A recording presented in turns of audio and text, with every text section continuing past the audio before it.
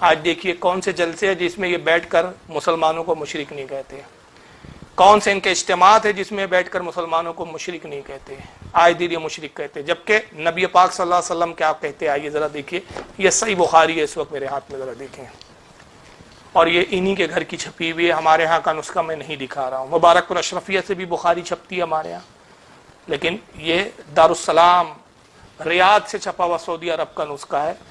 صحیح بخاری سے کتاب الجنائز باب الصلاۃ علی الشہید، حدیث نمبر 1344۔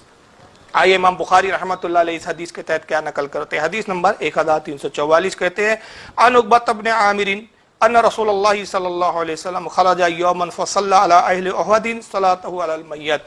حضرت عقبہ ابن عامر رضی اللہ تعالیٰ عنہ سے روایت ہے، وہ کہتے ہیں کہ اللہ کے رسول صلی اللہ تعالی وسلم اپنے گھر اپنے حجرے پاک سے باہر آئے، تشریف لائے، اور پھر آپ اصحاب احد کی قبروں پر گئے۔ اور ایک دوسری حدیث میں یہ واضح کیا گیا ہے، مسلم شریف کی حدیث میں ہے کہ یہ حضور صلی اللہ علیہ وسلم کی زندگی کے آخری ایام ہے، حضور کے مرض الموت کے وقت کا یہ واقعہ ہے۔ پھر آپ اہل احد کی قبروں کے قریب آئے، وہاں پر آئے، اور آپ نے کیا کیا؟ جو احد کے مدفون تھے، احد کے شہداء تھے، ان کی قبروں پر آپ نے نماز جنازہ پڑھی، ایسی ہی نماز پڑھی جیسے جنازے کی نماز پڑھی جاتی ہے، اس طریقے سے دوبارہ آپ نے نماز پڑھی۔ ثم انصرف الی المنبر، اور پھر اس کے بعد آپ وہاں سے اپنے ممبر پہ تشریف لائے، مسجد نبوی میں آئے اور ممبر پہ آپ تشریف فرما ہوئے۔ فقال، اور پھر آپ نے صحابہ کو مخاطب کیا۔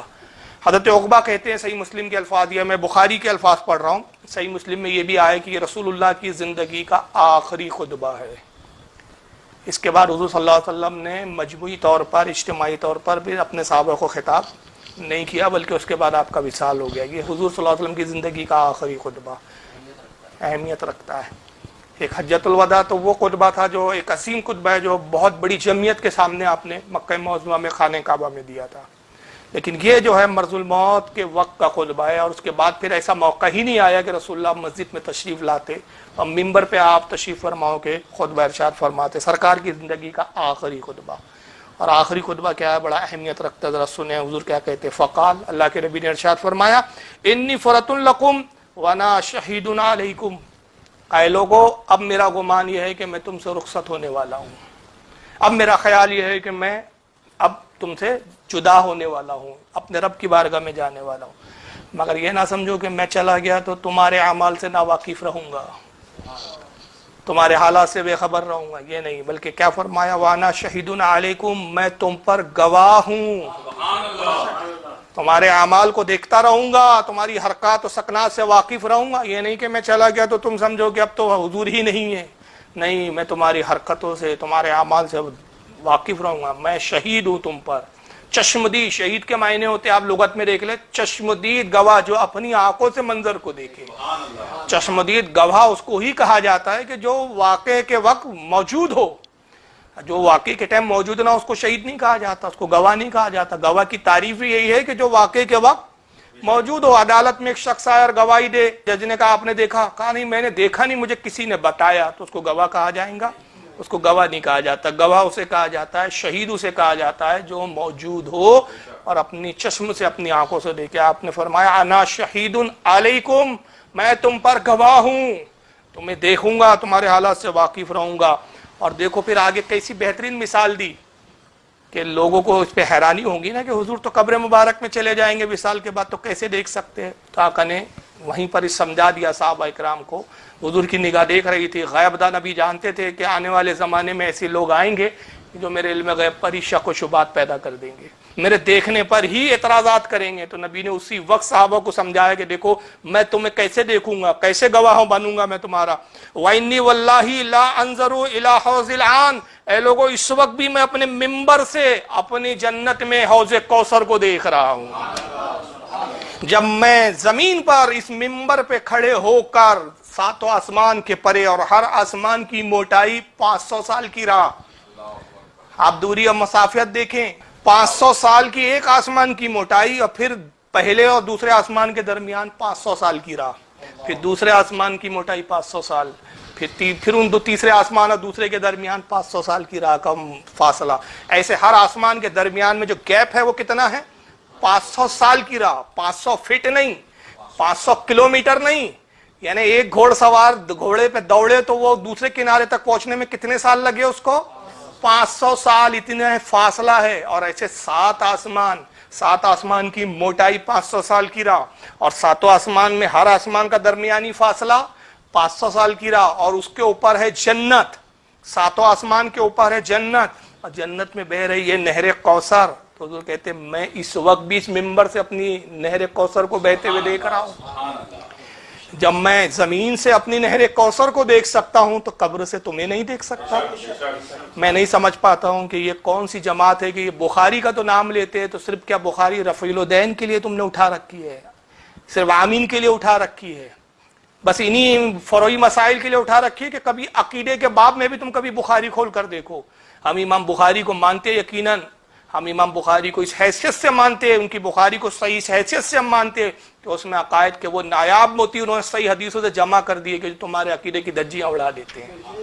اور رہ گیا کہ رفع الیدین کا معاملہ، آمین کا معاملہ اور دیگر معاملات، یہ فروعی مسائل ہے، اس میں تو صحابہ میں اختلاف رہا. تو امام بخاری جس مسلک کے پیروکار تھے وہ شافعی المسلک تھے، انہوں نے اپنے مسلک کے حساب سے اس کی تائید میں وہ حدیثیں لا دی. اور وہ ائمہ جو حنفی المسلک تھے انہوں نے بھی اپنی حدیث کی کتابوں میں وہ حدیث لائی جس میں رفع دین نہ کرنا ہے، آمین زور سے نہ کہنا ہے. تو بحث تو اصل یہ ہے کہ عقیدہ یہ ہے، لیکن وہابیوں کی چالاکی دیکھیے آپ، فروعی مسائل میں قوم کو الجھا کے رکھا ہے، عقیدے پہ بات نہیں کرتے. عقیدے کے لیے میں نے نہیں دیکھا کہ کبھی کوئی بد عقیدہ وہابی بخاری کو اٹھا کے لائے پیش کرے. تو حضور کہتے ہیں وَإِنِّي، اور دیکھیے جملے بھی پہ غور کریں آپ. ایک حدیث پر میں کہتا ہوں اگر گفتگو کریں نا تو ایک نشست چاہیے، لیکن کوشش یہ ہوتی ہے کہ ایک بیان میں بہت کچھ سمیٹ لیا جائے، وقت کا بھی تقاضا ہوتا ہے. لیکن اگر ایک حدیث پہ ہم اگر تلاوت کریں تو میں سمجھتا ہوں 1 گھنٹے اس پہ گفتگو ہو سکتی ہے. حضور نے صرف یہ نہیں کہا کہ میں اپنے حوض کوثر کو دیکھ رہا ہوں، جملوں کو اہمیت دکھانے کے لیے کیا جملے ارشاد فرمائے، وَإِنِّي وَاللَّهِ، اللہ کی قسم. قسم یاد کر رہے ہیں آقا. اور قسم کب اٹھاتا ہے آدمی؟ کہ جب بات بڑی پختگی کے ساتھ کی جاتی ہے، جس میں ذرہ برابر بھی شک و شبے کی گنجائش نہ ہو. آقا کہہ رہے خبردار شک بھی نہ کرنا، دیکھو تمہارا نبی منبر پہ کھڑے ہو کر مسجد نبوی میں قسم اٹھا رہا ہے. تو کتنے بڑے بدبخت ہے کہ اپنے نبی کی قسم کی بھی اہمیت کو نہیں سمجھتے ہیں، اور کہتے مصطفیٰ کو دیوار کے پیچھے کی خبر نہیں. اور میرے آقا کہہ رہے کہ میں حوض کوثر کو دیکھتا ہوں، دیوار کے پیچھے کی کیا اوقات ہے؟ یہ دیوار کتنی موٹی ہوتی ہے جو تم بناتے ہو؟ آج کل تو 4 انچی کی بننے لگی ہے جناب، پرانے دور کی بہت ہو گئی تو 8 انچی 16 انچی 32 انچی کتنی موٹی دیوار بناؤں گے صاحب؟ ایک لمٹ ہے نا، 1 کلومیٹر موٹی تو دیوار نہیں ہوتی، مگر حضور تو ہزاروں کروڑوں اربوں خربوں اللہ جانے کتنے میل کے فاصلے پہ جنت ہے، اور وہاں نہر کوثر بہ رہی ہے، حضور اس کو دیکھ رہے ہیں. اور دیکھ رہے ہیں تو کہہ رہے ہیں واللہ اللہ کی قسم میں دیکھ رہا ہوں. وَإِنِّي أُوتِيتُ مَفَاتِحَ خَزَائِنُ الْأَرْضِ او مفاتیح الارض. پھر آقا نے فرمایا کہ اللہ کی قسم پروردگار نے زمین کے تمام خزانوں کی چابیاں میرے حوالے کر دی ہے. کتنی پیاری حدیث ہے، دیکھیے بخاری کے اندر یہ حدیث ہے. لیکن وہابی جی کو یہ حدیث کبھی نہیں ملی. وہابی جی کا کوئی مولوی کبھی ان حدیثوں کی تلاوت کرنے کے لیے کبھی ٹیبل نہیں لگائیں گا، کبھی اپنے 10 بائی 10 کے دڑبے میں نہیں بیٹھیں گا. وہ ہمیشہ جب بھی ٹیبل لگاتے ہیں 10 بائی 10 کے اپنے اجرے میں تو مسلمانوں میں انتشار پیدا کرنے کے لیے، نبی کی غیبت کرنے کے لیے، بزرگان دین کا مذاق اڑانے کے لیے، اپنے نبی کی عظمت بتانے کے لیے کبھی انہوں نے ٹیبل نہیں لگایا ہے، کبھی 10 بائی 10 کے اجرے میں انہوں نے تقریر نہیں کی ہے. اول تو میدانوں میں بولتے نہیں ہے بیچارے، ہم تو میدانوں کے کھلاڑی ہے. یہ تو خیر ابھی لاک ڈاؤن ہے تو ہم اس کا موقع کا فائدہ اٹھا رہے ہیں، ورنہ اس سے پہلے تو میں اپنے لائبریری، ایک زمانے سے لائبریری ہے میرے پاس، ایک زمانے سے کتاب ہے، لیکن ہم تو میدانوں میں بولتے آ رہے ہیں. لیکن چلیے اب ہم نے کہا لاک ڈاؤن ہے تو اس کا ہم بھی تو کچھ فائدہ اٹھائیں کہ گفتگو جب گھر میں بیٹھے ہیں تو کم سے کم دین کی ہی بات کرے، ہے نا، لوگوں تک دین کا پیغام بھی پہنچے اور ہمیں اس ذکر کرنے کا ثواب بھی مل جائے. دونوں باتیں اس کے اندر ہے. تو آپ اندازہ لگائیں کہ رسول کی عظمت کے لیے انہوں نے کبھی تقریر نہیں کی. آقا فرماتے ہیں، اب یہاں جملے پہ غور کرے، آقا کہتے ہیں کہ بے شک اللہ نے تمام زمین کے خزانوں کی چابیاں میرے حوالے کر دی. راوی کو تھوڑا شک ہوا اور کہا او مفاتیح الارض، یہ کہا کہ زمین کے خزانے میرے حوالے کر دیے، یا یہ کہا کہ زمین کے خزانوں کی کنجیاں میرے حوالے کر دی. لیکن یہاں ایک بات دیکھیں، حضور تو انتقال کرنے والے ہیں نا، حضور نے تو پہلے ہی کہہ دیا انی فرۃ لکم، میں جانے والا ہوں. تو جانے والے کو خزانے دینے کا کیا مطلب؟ ارے بھائی امانتیں اس کو دی جاتی ہے, خزانے اس کو دیے جاتے ہیں کہ جو لوگوں تک پہنچائے, اور جو خود ہی جانے والا ہو وہ کیا لوگوں تک پہنچائیں گا. تو خزانے دیے جا رہے ہیں. تو حضور بتا رہے ہیں کہ میری, یہاں دیکھیں یہاں عقیدہ حیات النبی بھی پتا چل رہا ہے کہ میری موت کو مردہ والی موت خیال نہ کرنا, میں زندہ ہوں, خزانے تقسیم کرتا رہوں گا, تو میں دیکھتا بھی رہوں گا اور خزانے تقسیم بھی کرتا رہوں گا. اور اسی لیے بھی دوسری جگہ بخاری کی حدیث میں واضح فرما دیا, انما انا قاسم واللہ یؤتی, اللہ خزانے کا مالک ہے اور میں اس کا تقسیم کرنے والا ہوں. تو میں خزانے تقسیم کروں گا. میری موت سے یہ نہ سمجھ لینا کہ بس ختم ہو گئے مصطفیٰ صلی اللہ علیہ وسلم, اور اللہ نے خزانے دیے ہی میرے حوالے اس لیے کہ جب تمہیں ضرورت ہو تو مجھ سے طلب کرو, میں تمہاری مرادوں کو اور تمہاری حاجتوں کو پوری کروں گا. اور اس لیے رب نے فرما دیا وَلَوْ أَنَّهُمْ إِذْ ظَلَمُوا أَنفُسَهُمْ جاؤ, جب تم اپنی جانوں پہ ظلم کرو میرے محبوب کی بارگاہ میں آؤ. نعمت الہی یہاں سے ملیں گی, خزانہ الہی یہاں سے ملیں گی. جو کچھ نعمتیں بٹ رہی ہے سرکار صلی اللہ علیہ وسلم کی طریق جو ہے در سے بٹ رہی ہے, حضور کے دستے مبارک سے بٹ رہی ہے. آقا کہتے ہیں کہ اللہ نے خزانوں کا مجھے مالک بنا دیا, زمین کے سارے خزانے میرے حوالے کر دیے. پھر آقا فرماتے وَإِنِّي وَاللَّهِ, اب یہاں پھر قسم اٹھائیے, ہر جملے پہ قسم اٹھا رہے میرے آقا. آخری خطبے کی اہمیت کتنی ہے ذرا دیکھیں آپ, ایک ایک جملے پہ کتنا زور دے رہے رسول اللہ.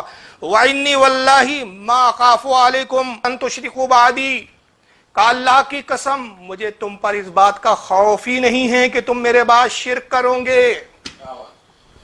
حضور کہتے ہیں اللہ کی قسم تم شرک کرو گے ہی نہیں. حضور کہہ رہے اللہ کی قسم تم شرک نہیں کرو گے, اور وہ بھی کہتا ہے مشرک. اپنی امت کی ضمانت لے رہے ہیں, کہہ رہے ہیں کہ واللہ اللہ کی قسم ما خافو, مجھے خوف ہی نہیں ہے اس بات کا, اندیشہ ہی نہیں ہے مجھے اس بات کا, ذرہ برابر ڈر نہیں ہے. کس کا؟ ما خافو علیکم, تم پر اس بات کا خوف تھوڑی ہے ان تشرکوا بعدی, کہ تم میرے بعد شرک کرو گے. کس بات کا خوف ہے؟ ولکن اخاف علیکم ان تنافسوا فیہا, ہاں اس بات کا مجھے ضرور اندیشہ اور ڈر ہے کہ تم لوگ دنیا کے حصول پہ رغبت دکھاؤ گے, دنیا طلبی میں تم جد و جہد کرو گے, دنیا کی طرف تم راغب ہو جاؤ گے, دنیا کی طرف لپکو گے تم, لیکن شرک نہیں کرو گے. گویا دوسرے لفظوں میں اگر میں اس کی تشریح کروں تو آقا کہہ رہے ہو سکتا ہے کہ دنیا طلبی میں تم ہیر پھیر سے کام لے لو, جھوٹ سے کام لے لو, لن پھن سے کام لے لو, گناہوں میں تم مبتلا ہو جاؤ, ہو سکتا ہے کہ تم دنیا کے مال کی لالچ میں کچھ گناہ کر بیٹھو, مگر شرک تم نہیں کرو گے. اللہ کی قسم تم شرک نہیں کرو گے. بتائیے رسول اللہ کہہ رہے میری امت میں شرک ہی نہیں ہوگا, مگر آج پوری امت مسلمہ, اور تعجب کی بات ہے ان بے شرموں کو شرم نہیں آتی, شرم نبی, خوف خدا, یہ بھی نہیں وہ بھی نہیں, کہ صرف آج کے موجودہ مسلمانوں کو مشرک نہیں بولتے, یہ معاذ اللہ 1300 اور 1400 سال کے سارے بزرگان دین کو مشرک بولتے آ رہے ہیں. غریب نواز کو مشرک کہتے ہیں یہ بدبخت, بختیار کاکی کو مشرک کہتے ہیں, یہ نظام الدین اولیاء کو مشرک کہتے ہیں یہ لوگ, بابا فرید گنج شکر کو مشرک کہتے ہیں, بڑے بڑے ائمہ اور بڑے بڑے اولیاء اور صوفیاء اکرام کو مشرک کہتے ہیں, اور دعویٰ کرتے ہیں کہ ہم اہل حدیث ہے. کیا حدیث تم نے پڑھی ہے؟ خاک تم نے حدیث پڑھی ہے.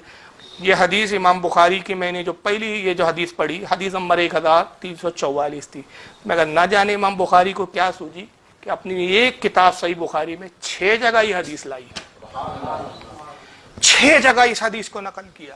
ایک جگہ نقل کر دیا تھا کافی تھا نا, 6 جگہ نقل کر کے وہ بھی بتا رہے ہیں کہ بدبختوں میرا نام لیتے ہو, میں بار بار حدیث لا کے بتا رہا ہوں کہ میرے آقا ضمانت لے رہے ہیں میری امت میں شرک نہیں ہوگا, بار بار حدیث لائیے. اب وہ 6 کون کون سے مقامات ہے جہاں امام بخاری اس حدیث کو لائے ہیں؟